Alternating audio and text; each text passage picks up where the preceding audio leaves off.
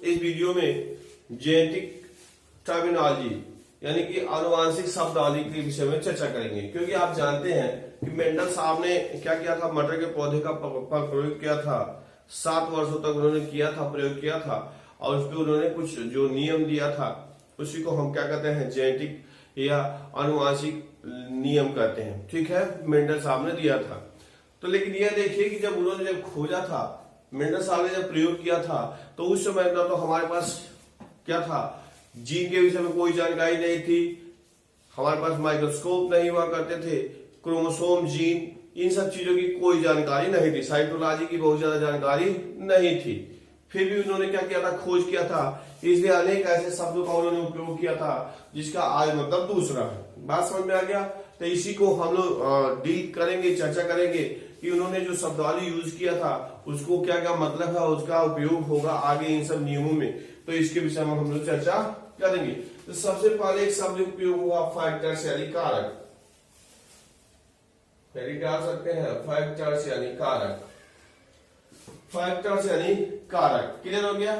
अब चूंकि बताया गया कि मेंडल साहब ने जब क्या किया था, ये खोज किया था, स्टडी किया था, तो उनके समय में साइटोलॉजी की कोई जानकारी नहीं थी, जीन क्रोमोसोम के विषय में कोई जानकारी नहीं थी, तो उन्होंने कारक शब्द प्रयोग किया था। कारक का मतलब है कि जो आनुवांशिक लक्षणों को एक पीढ़ी से दूसरी पीढ़ी ले जाते हैं, उन्हीं को उन्होंने क्या किया था, कारक कहा था। तो वास्तव में अगर देखेंगे तो कारक का जो आज मतलब है, उन्होंने जो यूज किया था, कारक का मतलब हो गया जो जीन है उसी को उन्होंने क्या किया था, कारक शब्द का प्रयोग किया था। क्लियर हो गया?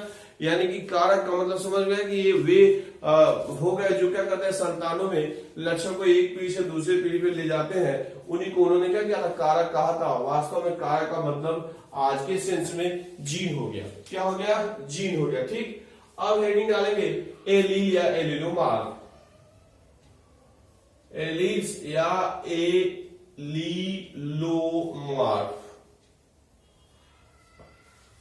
एलील्स या एलिलोमार्फ। बात समझे? इसका मतलब हो गया किसी एक ही लक्षण के विपर्यायी कारकों को एलील्स या एलिलोमार्फ कहते हैं। बात समझिए, एक ही लक्षण के जो विपर्यायी कारक है उनको, उनके समूह को क्या कहते हैं, एलील्स या एलिलोमार्फ कहते हैं। जैसे मान लीजिए ये देखिए, ये कैपिटल टी, कैपिटल टी। बात समझ में आया? तो दोनों क्या है, लंबापन के कारक है, तो हम इसको ऐसे कर दे, एक लंबा हो गया, दूसरा बौनापन हो गया, तो विपर्यायी लक्षण, इसी को क्या कहते हैं, क्या कहते हैं, एलिलोमार्फ, एलील्स या एलिलोमार्फ कहते हैं। ये जो है क्या करता है, लंबेपन को प्रदर्शित करता है, ये क्या करता है, बौनेपन को प्रदर्शित करता है। तो ये जो दोनों कारक हैं, ये सब क्या है, आपस में एलील या एलिलोमार्फ कहलाते हैं। बात समझ में आया? एक ही लक्षण के विपर्यायी कारकों को क्या कहते हैं, एलील्स या एलिलोमार्फ कहते हैं। ये लंबापन हो गया, ये बौनापन हो गया, यही हम करें आर आर। आर का मतलब राउंडेड, कैपिटल आर का मतलब राउंडेड, और स्मॉल आर का मतलब रिंकल्ड। दोनों क्या हो गए, जो बीच के आकार को प्रदर्शित करने वाला होता है उसी को क्या कहते हैं, एलील्स या एलिलोमार्फ कहते हैं। बात समझ में आ गया? अब देखिए, अब नया शब्दावली है जिसको कहते हैं होमोजाइगस। होमोजाइगस, इसके हिंदी कहते हैं समयुग्मनजी।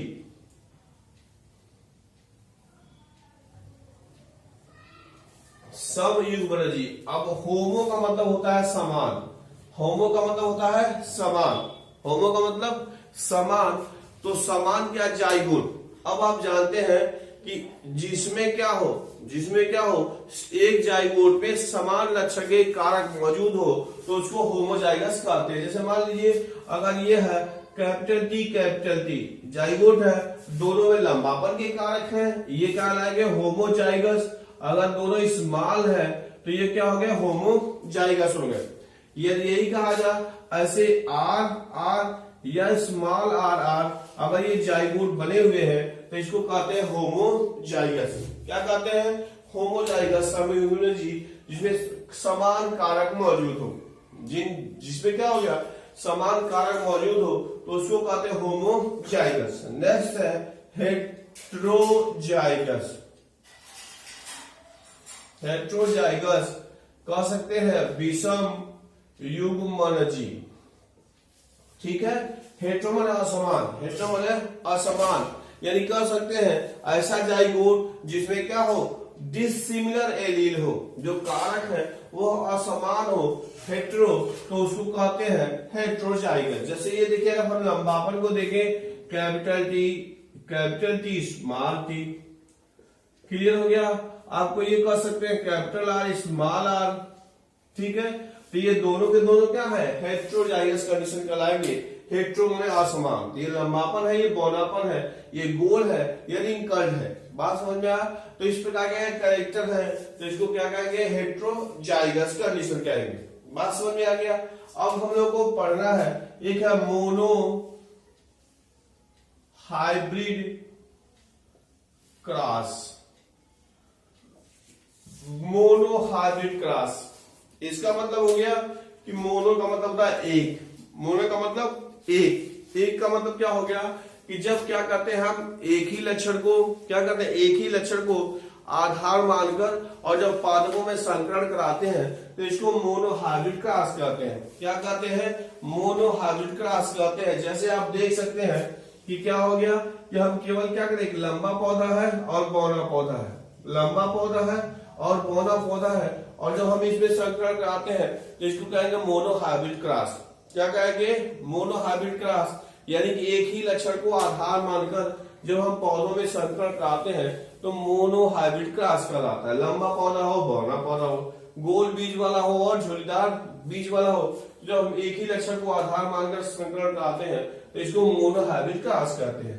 इसके बाद आता है डाई हाइब्रिड क्रॉस, द्विसंकर संकरण। क्या हो गया, डाई हाइब्रिड क्रॉस यानी द्विसंकर संकरण। क्या हो गया, द्विसंकर संकरण।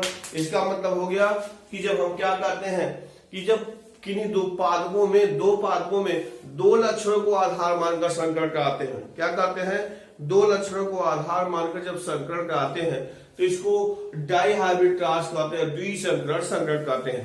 यानी कि अगर मान लीजिए हम कहें कि पौधा क्या है, लंबा और बौना है, और साथ ही साथ उसके बीज का आकार, एक का जो बीज का आकार है गोल है और दूसरा जो बौना पौधा है उसके बीज का आकार क्या है, झुर्रीदार है, रिंकल्ड है। तो जब हम इन दो लक्षणों को आधार मानकर और पौधों में जब संकरण कराते हैं तो उसको क्या कहते हैं, डाई हाइब्रिड क्रॉस कहते हैं। बात समझ में आ गया। उसके बाद एक और आता है डोमिनेंट, यानी डोमिनेंट यानी प्रबल, और रिसेसिव भी, रिसेसिव, RECESSIVE, रिसेसिव। बात समझ आ गया। रिसेसिव माने अप्रबल, एक हो गया प्रबल और दूसरा हो गया अप्रबल, प्रबल। इसका मतलब होता है कि जब हम दो कारकों के बीच, जब हम दो विपरीत लक्षण वाले पादपों के बीच संकरण कराते हैं, क्या कराते हैं, संकरण कराते हैं, तो पहले पीढ़ी में केवल एक ही लक्षण दिखाई देता है। जैसे मान लीजिए ये क्या हो गया, शुद्ध लंबा पौधा है और ये क्या है, शुद्ध बौना पौधा है। बात समझ में आया।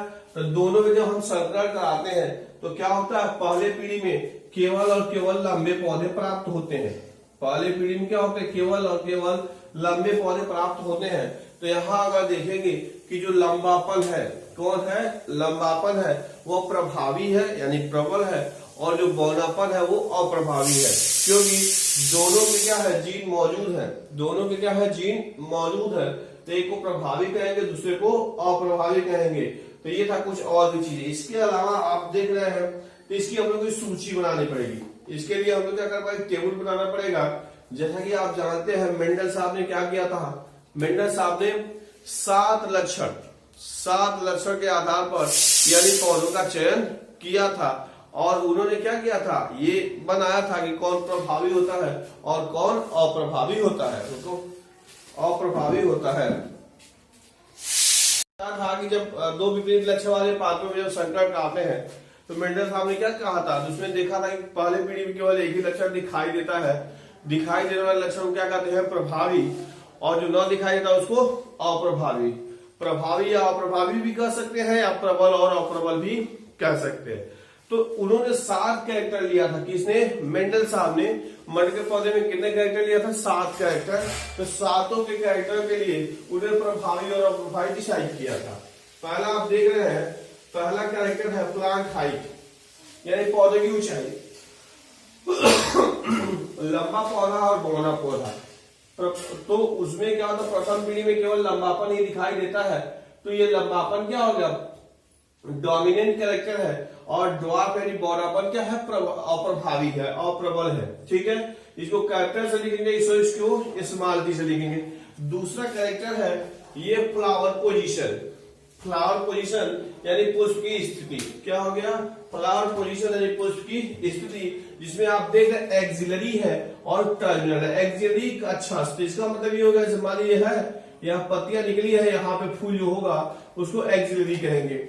और टर्मिनल का मतलब पुष्प पौधा है या सीधे ऊपर एक छो निकल जाता है, उसको टर्मिनल कहते हैं। बात समझ में आ गया? एक्सिलरी यानी दूसरा कैरेक्टर उन्होंने लिया था फ्लावर पोजीशन। क्या हो गया? फ्लावर पोजीशन, उसमें एक्सिलरी है और टर्मिनल, यानी इन पौधों में संकरण कराया जाए। एक्सिलरी प्रथम पीढ़ी में कौन वाला मिलेगा? एक्सिलरी फ्लावर वाला पौधा मिलेगा।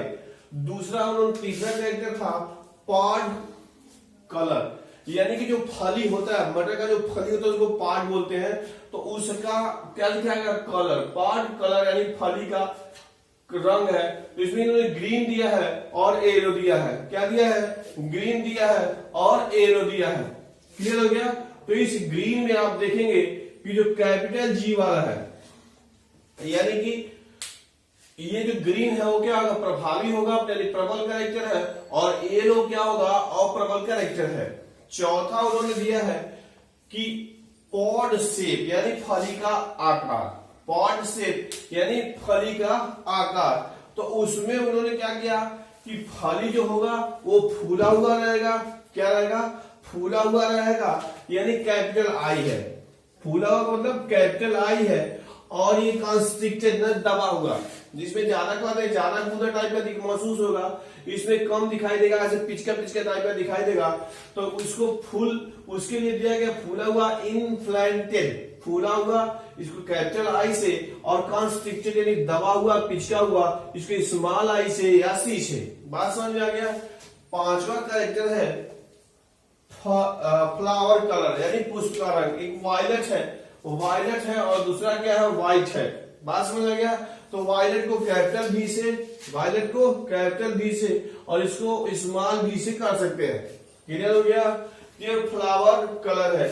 6 कैरेक्टर है सीड शेप, यानी कि जो बीज होता है उसका आकार, सीड शेप। उसके लिए राउंडेड बीज वाले को कैपिटल आर से, और रिंकल यानी झुर्रीदार, बीच में पिचका पिचका टाइप को होता है तो उसको रिंकल कहते हैं। तो राउंडेड वाले को कैपिटल आर से और रिंकल वाले को स्मॉल आर से। और वही 7th कैरेक्टर है सीड कलर यानी बीज का आकार। सीड कलर यानी बीज का आकार। क्लियर हो गया ग्राफ में? तो इसके बीज का कलर है एक येलो, कैपिटल वाई, येलो क्या होगा? कैपिटल वाई, और ग्रीन को स्मॉल वाई या स्मॉल जी से, जो कैपिटल जी से भी प्रदर्शित करते हैं। बात समझ में आ गया? तो सीड का कलर हो गया कैपिटल वाई या कैपिटल जी, और जो दूसरे का है ग्रीन है तो स्मॉल वाई और स्मॉल जी। तो यानी कि ये जो कैरेक्टर आपको दिखाई दे रहा है, इधर वाले कैरेक्टर दिखाई दे रहे हैं, ये सब क्या है? डोमिनेंट कैरेक्टर है। क्या है? डोमिनेंट कैरेक्टर है। यानी कि प्रथम पीढ़ी में इनका हम संकरण कराते हैं तो प्रथम पीढ़ी में केवल यही कैरेक्टर मिलते हैं। बात समझ में आ गया? तो ये था, आपको उन्होंने 7 जो कैरेक्टर लिया था उसका टेबल हो गया, उसके हिसाब से आप कर सकते हैं। ठीक है, एक और थोड़ा सा आप कर सकते हैं। एक बात आती है बैक क्रॉस, टर्मिनोलॉजी है बैक क्रॉस। बैक क्रॉस का मतलब होता है कि जब प्रथम पीढ़ी से जो प्राप्त पौधे होते हैं, प्रथम पीढ़ी से जो प्राप्त पौधे होते हैं उनका क्या करते हैं? उनके पेरेंट्स से उनके जनकों से हम क्या करते हैं? संकरण कराते हैं, तो उसको बैक क्रॉस कहते हैं। क्या कहते हैं? बैक क्रॉस कहते हैं। क्लियर हो गया? और एक होता है टेस्ट क्रॉस। कौन क्रॉस है? टेस्ट क्रॉस, परीक्षण संकरण। इसमें क्या करते हैं? जो प्रथम पीढ़ी से जो प्राप्त पौधे होते हैं उनका संकरण जो होता है अप्रभावी यानी रिसेसिव, अप्रभावी यानी कि रिसेसिव जनक से कराते हैं। बात समझ में आ गया? तो इसको कहते हैं टेस्ट क्रॉस। टेस्ट क्रॉस हो गया, यानी टेस्ट क्रॉस भी एक प्रकार का क्या है, बैक क्रॉस है। बैक क्रॉस में बताया गया कि प्रथम पीढ़ी जो पौधे प्राप्त होते हैं उनका संकरण हम जनक से करा देते हैं, चाहे प्रभावी हो चाहे अप्रभावी हो, तो बैक क्रॉस कहलाता है। लेकिन टेस्ट क्रॉस में जब क्या करते हैं, जब हम प्रथम पीढ़ी से प्राप्त पौधे होते हैं उनका संकरण अप्रभावी जनक से कराते हैं, यानी रिसेसिव पेरेंट से कराते हैं, तो इसको टेस्ट क्रॉस कहते हैं। क्लियर हो गया? तो आज के वीडियो में हम लोगों ने क्या पढ़ा, टर्मिनोलॉजी शब्दावली पढ़ा, इसके विषय में इसकी सबकी जरूरत आगे पड़ेगी, तो इसको ध्यान से लिख भी लेंगे, याद भी करेंगे, क्योंकि हमेशा ये शब्द आएंगे। ओके।